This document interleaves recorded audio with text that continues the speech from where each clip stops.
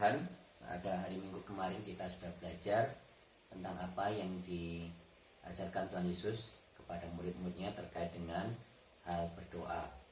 Dan pada sore hari ini kita akan belajar bersama-sama apa yang menjadi alasan-alasan dari kebanyakan orang-orang percaya tentang berdoa, dan juga apa yang sebenarnya Alkitab ajarkan sebagai alasan kita menaikkan doa-doa kita kepada Tuhan.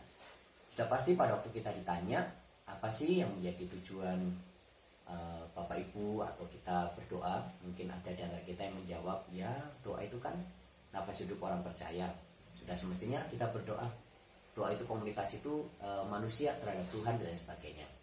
Nah Bapak Ibu, berdasarkan apa yang dipublish atau yang disampaikan di dalam penelitian oleh Newsweek dan juga Believe.net, disampaikan beberapa alasan orang-orang percaya berdoa.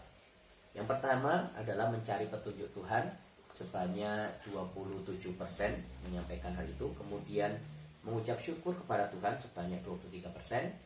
Kemudian agar lebih dekat dengan Tuhan sebanyak 19%. Dan juga untuk menolong yang lain sebanyak 13%. Kemudian untuk meningkatkan kehidupan seseorang sebanyak 9%. Lainnya sebanyak 4%. Dan yang menarik adalah ada yang menjawab sejumlah 5%, yaitu tidak tahu. Nah hal ini menunjukkan bahwa rupa-rupanya ada juga anak-anak Tuhan atau orang-orang Kristen, orang-orang percaya yang tidak tahu apa yang menjadi alasan mereka berdoa. Nah Bapak yang kasih Tuhan, berdasarkan kebenaran firman Tuhan di dalam bagian-bagian nanti yang saya akan sebutkan bersama-sama, bahwa kita tahu apa sih yang menjadi alasan kita berdoa sebagaimana diajarkan oleh firman Tuhan. Di dalam Efesus pasal ketiga ayat 14 sampai dengan 21, dan juga dalam 1 Tawarik 29 ayat 10 sampai dengan 13, kita akan menemukan bahwa alasan yang pertama kita menaikkan doa kita adalah untuk memuliakan Allah. Sekali lagi, untuk memuliakan Allah, bukan untuk kepentingan pribadi kita atau keinginan daging kita, tetapi semata-mata untuk memuliakan Allah. Yang kedua, di dalam Amsal pasal ke-28 ayat yang ke-13, dan juga di dalam 1 Yohanes ayat yang pertama, pasal yang pertama ayat yang ke-7 sampai dengan yang ke-10, dan juga dalam Lukas pasal yang ke-18 ayat yang ke-10 sampai dengan 14. Di sana disampaikan bahwa kita menaikkan doa kita sebagai bentuk juga pengakuan dosa kita kepada Tuhan. Sebagaimana kita belajar hari Minggu kemarin bahwa dalam doa Bapa kami pun Tuhan Yesus mengajarkan supaya kita memohon pengampunannya daripada Tuhan, oleh karena kita menyadari bahwa diri kita adalah manusia yang berdosa. Yang ketiga, Bapak Ibu yang kasih Tuhan, di dalam Efesus pasal yang ke-5 ayat yang ke-20, Kolose pasal 4 ayat yang ke-2, dan dalam 1 Tesalonika 5 ayat yang ke-17 sampai dengan 18, kita berdoa adalah untuk mengucap syukur. Sekali lagi, untuk mengucap syukur. Apapun yang terjadi dalam kehidupan kita, situasi seperti apapun, kita berdoa sebagai bentuk ucapan syukur kita kepada Tuhan. Oleh karena kita tahu bahwa dalam semuanya Tuhan bekerja di dalam kehidupan kita sekalian. Yang keempat, yang terakhir, yang menjadi alasan kita menaikkan doa kita di dalam Filipi pasal yang keempat ayat yang ke-6, 1 Tesalonika 2 ayat yang ke-8 sampai dengan yang ke-2, dan dalam 1 Timotius 5 ayat yang ke-5 adalah untuk kita menaikkan doa permohonan agar Tuhan berkenan untuk memenuhkan kebutuhan kita. Jadi ada 4 alasan kita berdoa sebagaimana yang tertulis di dalam Alkitab, Bapak Ibu yang kasih Tuhan, yaitu memuliakan Allah, pengakuan dosa, mengucap syukur, dan sebagai pemenuhan kebutuhan kita. Nah di atas semuanya yang menjadi hal yang paling penting adalah untuk kita memuliakan Allah.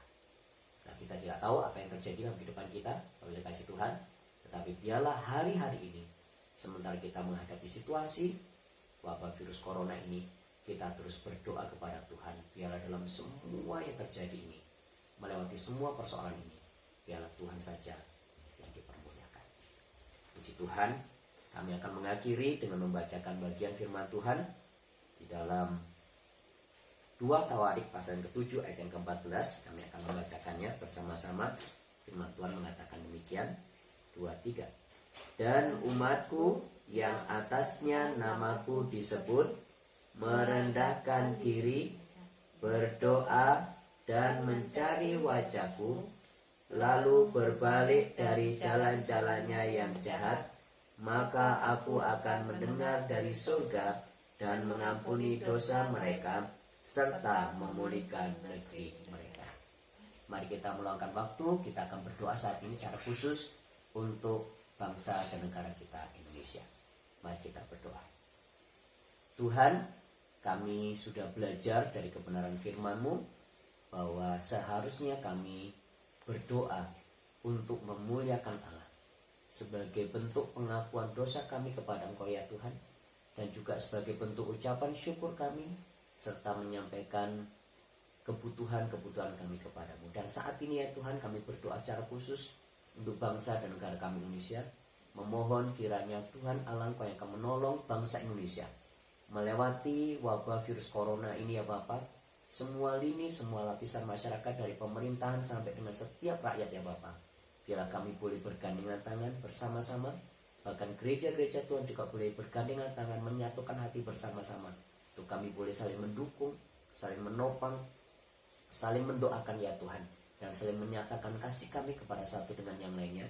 Dan biarlah dalam semuanya ini, peristiwa yang kami hadapi, kondisi yang kami hadapi saat ini, nama Tuhan saja akan dipuji dan dipermuliakan. Tuhan tolong Indonesia, Tuhan tolong gerejamu, Tuhan tolong keluarga-keluarga anak-anakmu ya Bapak, sehingga melewati semuanya ini dengan baik, dengan penuh ucapan syukur, dan terus mempermuliakan nama Tuhan.